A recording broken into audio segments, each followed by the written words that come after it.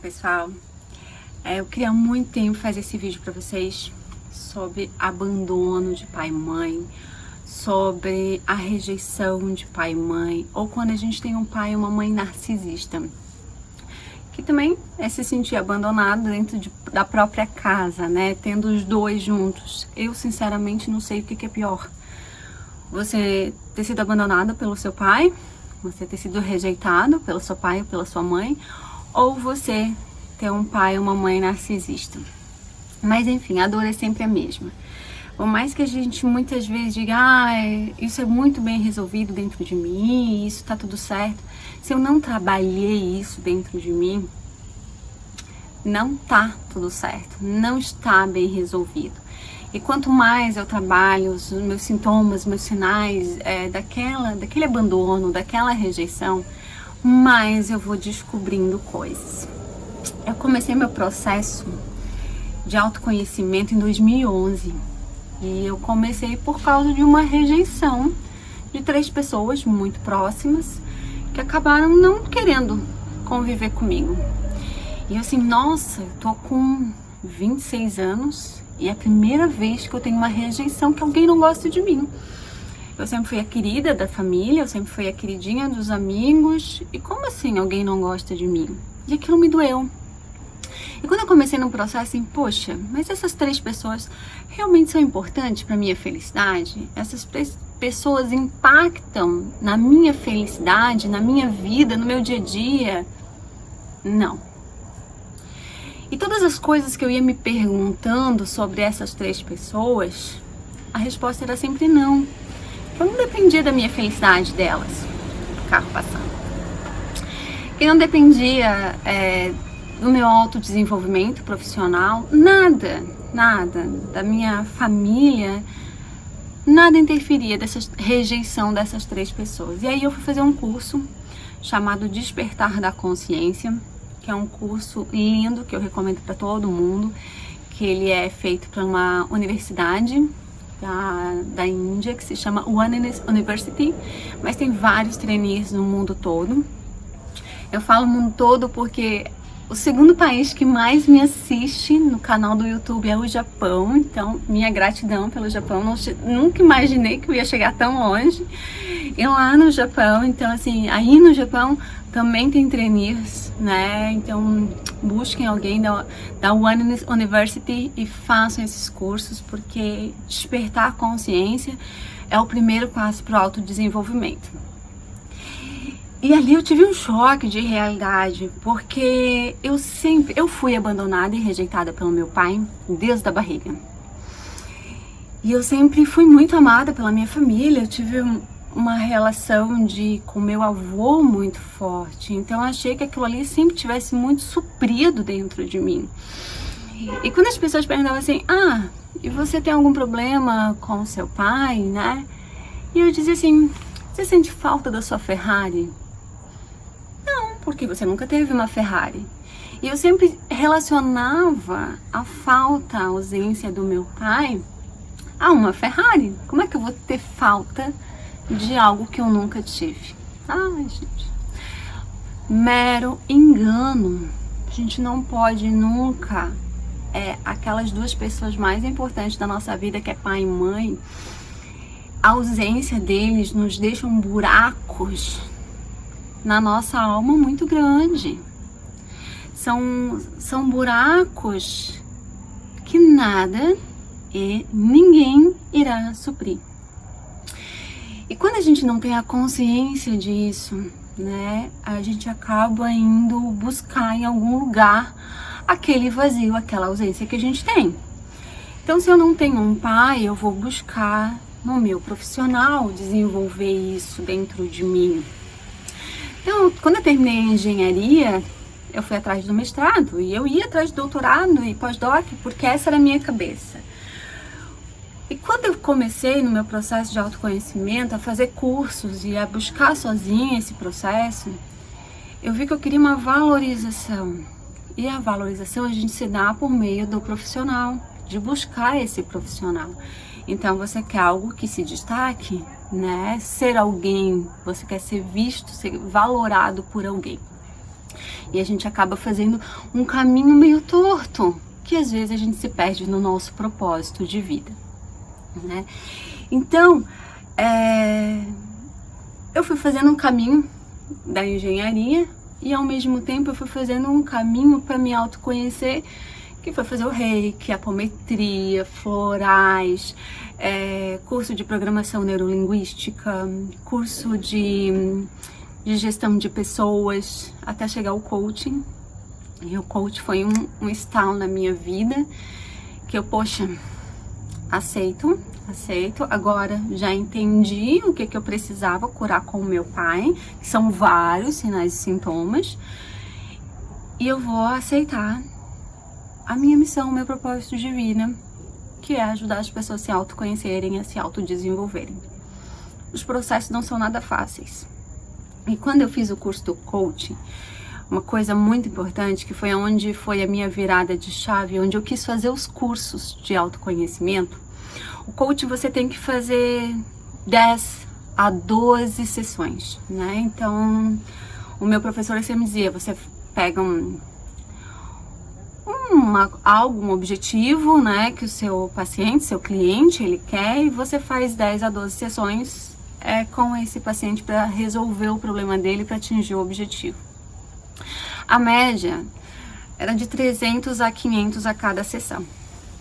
Eu sempre tive comigo que autoconhecimento, autodesenvolvimento é algo para todo mundo.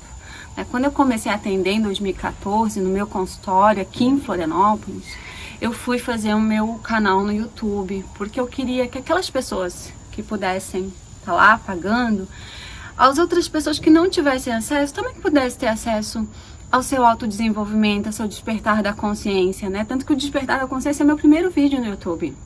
E os sinais e sintomas do despertar é meu segundo vídeo, com um grande número de acessos, assim, eu sou muito grata. E quando eu fiz o coach, aquilo ali me mexeu um pouco comigo, assim, poxa, né, 12, 13 sessões a R$300 vai ser quase R$3.000, né? Vai ser algo muito pesado. Tem que ser toda semana. Então, R$300 toda semana, R$1.200 por mês, é quase uma prestação. Então, como eu poderia fazer isso? E aí eu resolvi pegar algumas coisas que eram muito importantes, que eu achava que eram uns objetivos muito importantes, que é o propósito, qual é o nosso propósito de vida, o que nos bloqueia, que são nossas crenças, né? E a nossa criança interior, que eu preciso curar minha criança interior. E aí eu fiz em coach, né? São 3 cursos self-coach. Self é o nosso primeiro arquétipo que Jung fala, que é olhar para nós mesmos. E o coach é essas técnicas de como olhar para nós mesmos. Então, meu curso ele é todo self-coach. É você olhar para você mesmo e se autocurar. Por meio da programação neurolinguística, da física quântica, de meditações guiadas, que esse é o que realmente vai lá no teu inconsciente e limpa, né? Dá ressignifica. Porque não adianta eu saber, ok, eu tinha rejeição de pai. E aí, eu faço o que com a minha rejeição de pai? Como é que eu curo a minha rejeição de pai? Porque vai na minha validação, vai na minha valorização, vai no meu amor próprio, vai na minha estima, enfim, vai em várias coisas na minha vida, interfere em todos os aspectos da minha vida, né? Bert Hellinger, que foi o pai, né, o mentor, o criador, o que intuiu a constelação familiar, ele diz assim, que pai e mãe, eles só tem que nos dar a vida, e mais nada. Gente, isso é um soco no estômago da gente, né, porque a gente quer mais. A gente quer amor, a gente quer valorização, a gente quer ser visto, a gente quer que nossos pais olhem pra gente e falem o valor que nós temos na vida dele. Então, olhar para a constelação e dizer assim, ok, é só isso que ele tem para me dar? É a vida, é uma coisa muito grande, mas isso ainda, de uma forma não desperta, ainda dói. Ainda faz porque que a gente quer muito mais do que isso, né? E a gente precisa de algumas coisas que nem sempre vem, né? E como eu faço? Porque meu marido não vai me dar, meu filho não vai me dar, nenhuma pessoa vai me dar, meu trabalho não vai me dar, meus amigos não vai me dar. Aquilo que me falta está dentro de mim, né? Essas ausências, elas estão dentro de mim.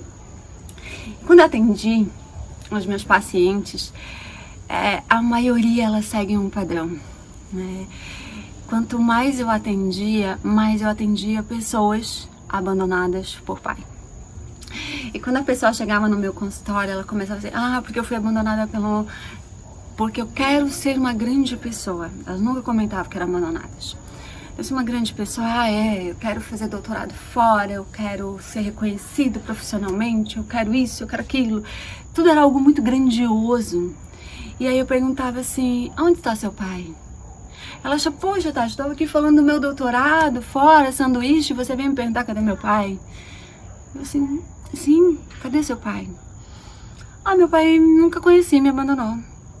Então algumas coisas dentro da vida da gente, e a gente segue um padrão, né? Claro, uns vão ter mais sinais e sintomas por serem mais sensíveis, outros, mas eu percebi dentro do consultório que as pessoas seguiam um padrão. E essa questão da valorização, né, do profissional era muito forte quando nós éramos abandonados pelo pai. E aí a gente começa assim, poxa, né? O que é pior? Tê-los ou não tê-los, né? Esses sinais, quando eu tenho e ele é de fato um pai narcisista. O que é aquele pai narcisista? Aquele pai que não consegue dar amor pro outro, pro filho. Aquele pai que só enxerga ele mesmo. Aquele pai... Agora tá passando uma moto. Mas aqui é o melhor lugar para fazer por causa da qualidade da luz. Por isso que eu faço aqui. Passou. Aquele pai que ele faz dos filhos um capacho, né? Como se o filho, ele fosse criado, feito para suprir todas as expectativas, necessidades e desejos do pai. Então aquela criança, ela cresce sem saber quem é ela de fato, quais são os desejos dela de fato, quais são as necessidades dela de fato. E às vezes demora anos. Tem pessoas de 40, 50 anos que ficam ali tentando agradar os pais, porque esse foi o movimento da vida inteira. E aí a pessoa se perde neste caminho, né? Acaba não tendo consciência de si mesmo, né? O pai narcisista, a mãe narcisista, ela não tem esse olhar para o filho e nunca vai ter, tá? Hoje eu tenho 39 anos, então meu pai pode chegar hoje para mim e querer ter uma relação comigo. Ótimo, ele vai ter uma relação comigo, mas jamais vai curar a minha criança interior. Né? Uma mãe narcisista pode mudar? Muito, muito difícil, porque ela tem que tratar e ela não tem consciência de que ela é assim. Mas jamais vai tratar a sua criança interior. E quando eu tenho uma criança interior ferida, eu não consigo desenvolver muitas coisas na minha vida, no meu profissional, no meu amoroso. Eu tenho sempre aquela dor, aquela ferida dentro não cicatrizada. E hoje quem cura? Você. Você é a única pessoa agora responsável por curar a sua própria criança. Ninguém é mais responsável. Mesmo que seu pai venha, ele não consegue curar. Mesmo que sua mãe mude e venha, ela não consegue mais curar. Agora você, como adulto, é totalmente responsável pela cura da sua criança, né? Existem coisas que pais fazem que às vezes é meio sutil, né? Filho, deixa que eu faço, você não consegue fazer sozinho, você não é muito bom nisso. Mas tem coisas que pais falam que são extremamente agressivos. Você não é bom em nada, você nunca me ajuda em nada, você não presta, não sabe nem lavar uma louça direito. Então coisas não são muito agressivas. Até às vezes o fato da criança ser a última a sair da escolinha, isso acaba gerando um trauma. Então assim, quando eu pergunto no meu consultório, né, como é que foi sua infância? Maravilhosa. Todo mundo teve uma infância maravilhosa. E aí quando você vai discutindo o problema da pessoa, né, o que hoje afeta nela, a base tá lá na infância. O problema tá lá na infância, que a pessoa é tão sutil que a pessoa não se dá conta do problema dela. né? Tem mães que são extremamente controladoras e fazem isso. Ah, filho, você não vai conseguir. Ah, não, deixa que a mãe ajuda. Ah, a mãe faz isso. Principalmente a mulher que tem essa coisa, né, de agregar bastante. E depois o filho vira adulto e não consegue resolver nada sozinho. Ele precisa lá da mãe para poder fazer esse movimento para ele, né? Na verdade, que as nossas feridas emocionais, muitas vezes a gente acaba repassando para os nossos próprios filhos. Então, se eu não curo a minha ferida, pode ter certeza, tá, que eu vou replicar isso para o meu filho, tá? E aí a gente acaba impedindo de ser bons pais, grandes pais, porque a gente tem a nossa criança ferida e magoada, né? Esses dias eu li que as crianças eram para ser vistas e não ouvidas, né? E antigamente tinha pessoas que tinham muitos filhos, então tinha que ver os filhos, né, onde estão. Então nunca ouvi o filho, que o filho sentia, o que o filho pensava, né? E aí isso acaba passando de geração para geração. O filho não pode nem abrir a boca, né? Não podia nem falar, não, quem manda aqui sou eu. Então, a importância, né, de a gente se olhar, de a gente se curar. É muito difícil você não ter sido convivido com seus pais. Eles são duas pessoas muito importantes da sua vida. Você vai ter, sim, vários sintomas e sinais. Eu tenho um vídeo falando no meu YouTube só sobre o abandono de pai e outro vídeo falando sobre abandono de mãe e os impactos que isso causa na vida da gente, e precisa ser curado. Não tem outro objetivo para a gente poder caminhar, olhar para frente, essas nossas dores. Eu sempre digo assim, toda a psicanálise não é como o pai fez, é como a criança sente, né? Como essa mensagem chega para essa criança. Então, às vezes o pai pode não ter feito ou verbalizado, mas a criança sentiu daquela forma. Então, tá ali, né? Às vezes você nasce, a mãe tá grávida do quarto filho. E aí, assim, poxa, né, o quarto filho, o pai tá desempregado, toda aquela situação, que é uma situação difícil, né? Mais um para sustentar, mais uma escola. Só que aquilo é naquele momento. Isso aconteceu há 30 anos atrás.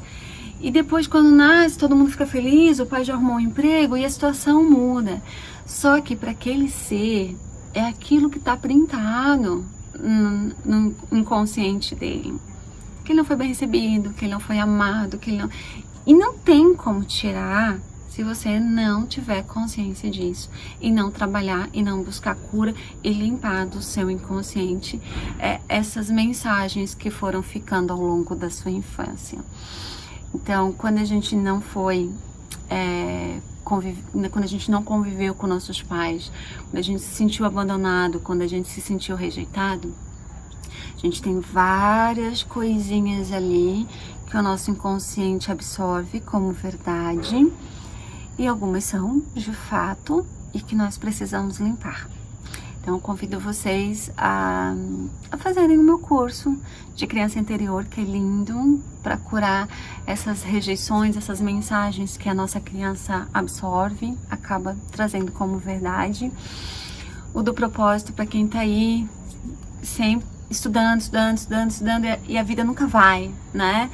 Eu até entender que a minha área era da psicanálise e de autoconhecimento, e eu demorei muito para aceitar, porque eu me sentia mais valorizada como engenheira, e aí era essa necessidade que eu precisava passar pro meu pai, né? Olha, estou aqui, sou uma engenheira. Ai, gente, é meio infantil, mas é verdade. E eu sei que muitos de vocês passam por isso, né? E às vezes a gente fica estudando, e a gente não se encontra, a gente fica super perdido nesse caminho. E aí depois a gente descobre, poxa, eu queria por isso, para ser vista, para ser valorizada, né? Então é importante que a gente se olhe, que a gente tenha o nosso despertar e busque se autoconhecer E o mais importante, se curar para que a gente tenha uma vida mais leve, mais feliz, né? Muito mais sólida. E a gente se vê no próximo vídeo. Até lá!